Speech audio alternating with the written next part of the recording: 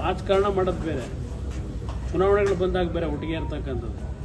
ಆದರೆ ಇವತ್ತಿನ ಈ ರೀತಿಯ ಕಾರ್ಯಕ್ರಮದಿಂದ ಸಾಧನೆ ಏನು ಮಾಡ್ತೀವಿ? ಏನು ಸಾಧನೆ ಮಾಡಲಿಕ್ಕೆ ಸಾಧ್ಯ? ಇದು ನನ್ನ ಮನಸ್ಸಿಗೂ ನೋವಾಗಿದೆ. ಯಾವ ರೀತಿ ನಡ್ಕೊಂಡಿದ್ದಾರೆ ಇವರು. ಈ ಪಾದಯಾತ್ರೆಯನ್ನು ಕಾರ್ಯಕ್ರಮದ ಮುಖ್ಯಸ್ಥರುಗಳನ್ನು ಯಾರು ಮಾಡ್ಕೊಂಡಿದ್ದಾರೆ? Who is that Pritam Gowda? ದೇವೇಗೌಡರ ಕುಟುಂಬವನ್ನು ಸರ್ವನಾಶ ಮಾಡ್ಲಿಕ್ಕೆ ಹೋದಂಥವನ್ನ ಸಭೆ ಕರೆದು ಕೂರಿಸ್ಕೋತಾರೆ, ನನ್ನ ಸಭೆ ಕರೀತಾರೆ.